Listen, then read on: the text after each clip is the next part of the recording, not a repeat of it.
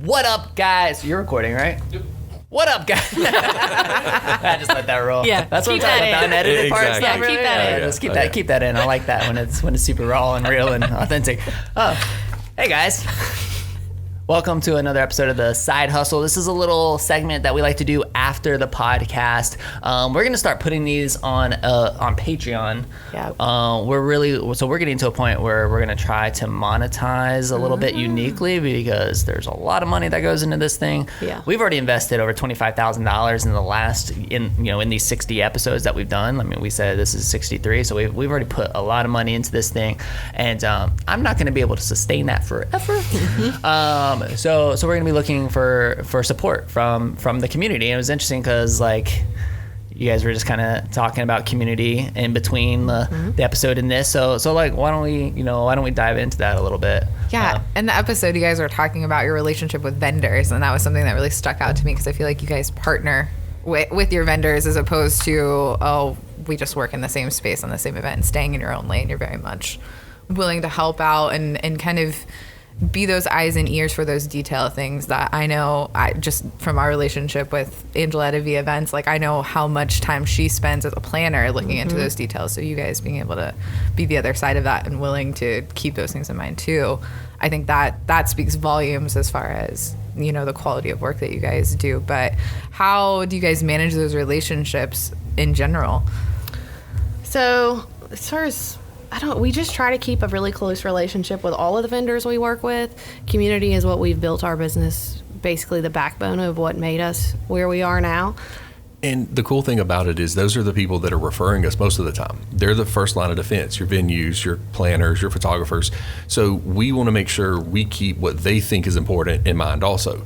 If there's certain things that they see other DJs doing, we want to make sure we don't do those things to make sure we give them a quality product and that we're making our clients happy as well as the other vendors. And we have other DJs that are a huge referral source for us. That have been instrumental, especially whenever we bridge the gap from coming from Georgia to Florida. There's a company, Generation Y Entertainment, out of Jacksonville that welcomed us in. We built a close relationship with them, and they started referring us. We refer to them, and we have a great partnership so that we can make sure even when we're unavailable to clients, we're sending them to a quality company that can deliver at the same level. And when you have other companies that you can refer to, it's not as much competition to it. You actually feel like your main goal is the client. You want to make sure they get the best experience possible, whether it's you or someone else. And you build those bonds with these other companies, and that's what helps make the market grow and helps other people get educated on things to do and not to do. Yeah, and it builds trust and even on the client side. Absolutely. As well, like them knowing, okay, you actually have my best interests at heart, not just trying to sell me your package. Right. Definitely admire that. I had a random question that's not even kind of related, but those are the best ones. It sparked me. Those are like the best ones normally. How did you guys end up back in Florida? So we were talking about Georgia and Megan, and also Georgia or Georgia Tech fan? Georgia. Yeah, nobody watches the ACC. I know. I just had to make sure because I thought, did you go to Georgia Tech though? I did not. No. What did I read? Okay, No. I don't know what my notes said. Ignore those then. So we ended up back in Florida on a whim. Basically, The same way she moved to Georgia. it was a Friday afternoon. Brandon, we're moving to Florida. Yeah, basically, it was a Friday afternoon, and he came home, and I'd had a friend of mine that I had worked with at Shands back before I ever moved to Georgia, and she called me. She'd been calling me, and she said, "Hey, we have positions, and we need you here." And I said, I had been telling her, no. Well, it was in December, and I hate the cold in Georgia, okay?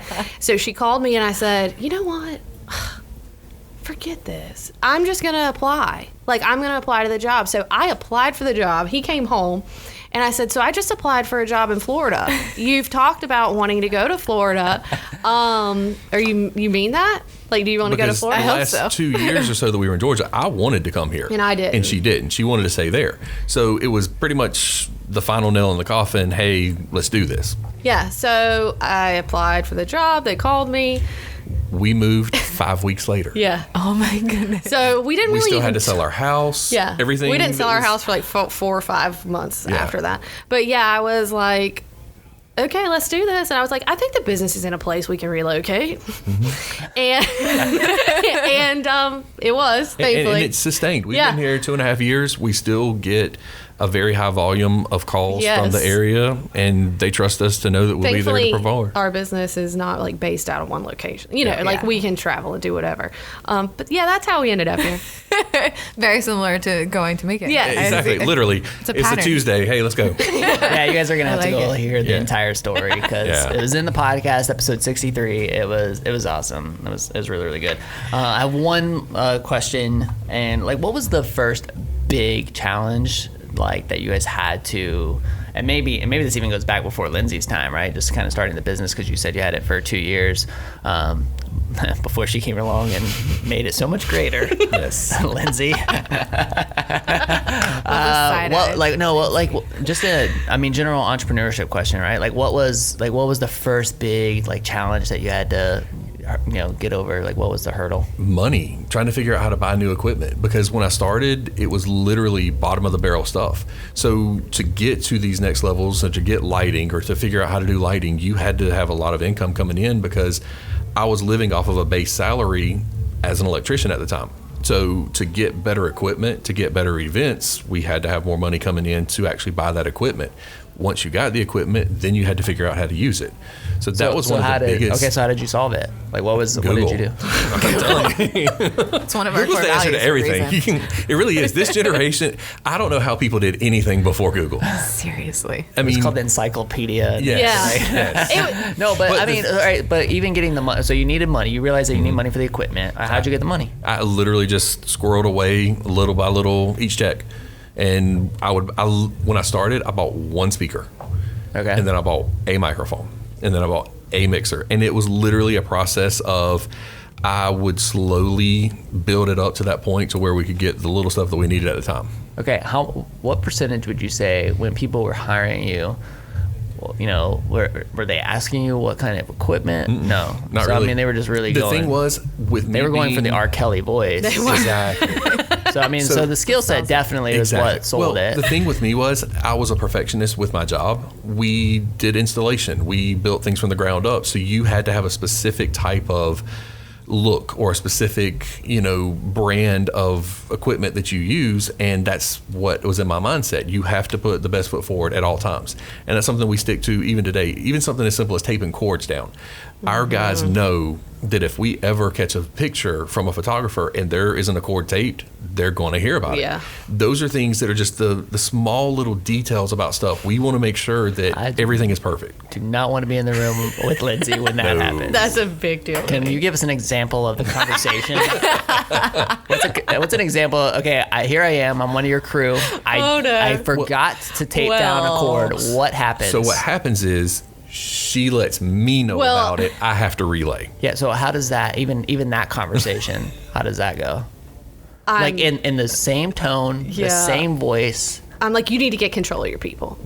No, honestly, like that. Yes. That's pretty close. I'm like, you need to get to control of your people. And then if it's me saying it, I'm like, you know better. I'm like, you know that we sell a product at a certain level, and if you're doing this, we're not delivering that product, so you're making Brandon and I look like liars. And that is said. I got the intensity. Okay. I got it. The eye control and Dude, Colin's on it. shaking in I'm his boots over legit, here. I'm legit scared right now. I'm not even kidding. I would not want to see you. I know this about. I can tell. You guys, Lindsay has this very charming, outgoing, like, hey, I'm on a podcast, like Oh, yeah. free spirit. She's crazy. And that is the truth. Like, we Flip of a coin. legit. No, I would not want to see you mad. Actually, it can go bad, yeah. Yes. the next time she is mad, I want you I'll to video. film it. I got you. And we can Yep. blip that into. Yes. I'm not Insert even here. kidding. I want to see what this looks like. We because actually- you are probably a fiery bitch. aren't you? Yes.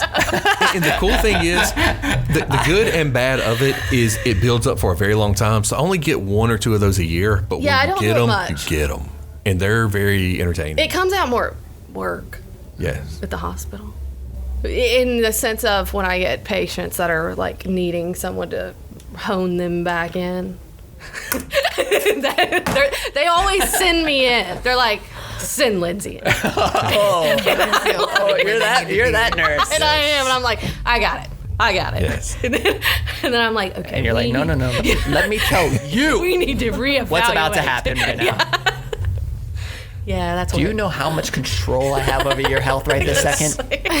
I don't even know if you have any idea. But I'm really good at making like people feel like it's their idea. You know, I'm like, I can see that too. Yeah, I like Yes. redirect them, and then they're like hugging me in the end. And so I don't know if she mentioned it. That's perfect. She works with kids. Yeah. So that's the big I'm a kicker. pediatric nurse. She's a pediatric nurse. So it's a lot of mind games Yes. with the kids. So she gets a lot of her aggression out through the mind games. I love it. Yeah, you know, it's an art. I believe it. I genuinely believe it. So we've learned a lot today. I mean, Lindsay is obviously psychotic. And I take pride in it. That's the sad part. She takes pride. You own it. I do. It's kind of like the her best stamp part, on life. actually. It So is. great. I look forward to that 5-year recap episode. It's going to be I'm super stoked. interesting, and Yes. we'll see how psychotic you become over be 5 years. Yeah, like It might just be me, and she might be doing a remote from the crazy house. You never know. How does the crazy increase with the number of businesses under you guys? That's yeah. Will the crazy go I up? think it'll do better because Yeah. It it'll gives me get more a to lot of- focus on. more. Yeah. And That she'll makes be sense. engaged in other things and not focusing on stupid stuff. Yeah. Yeah, it's funny. Guys, like before we even started recording the side hustle, I'm like, man, people are going to think that I was a complete a-hole to Lindsay on the podcast because I'm just like, And I love it. yeah, I mean, and I knew that. Yeah. So I was like, I'm kind of razzing both you guys, but like I was definitely razzing her on the podcast, and it's a great episode. I think you're going to find a ton of value in it. So definitely go check it out. Episode 63. You guys, thanks so much again for being here. Sir, thank you Thanks for having us. participating in our side hustle as Yes. well and giving us all that extra time, and thank you for again for making me readjust our entire schedule to accommodate you on I this appreciate Friday it. morning. You guys, this is the Side Hustle from the WHOA GNV podcast. Go check us out, follow us online, whoagnv.com, all that kind of stuff, and let us know what you think, and give these guys a shout. LegacyEvents119.com. Go check them out, hire them. They're awesome. And Lindsay will stay at home. Yeah. Just kidding. Or step outside when Or step outside when things start going. No, it's great. She's great. They're awesome. Hire them. See ya. Oh, I love it. That was good. Gainesville, rocks today. Gainesville, rocks today.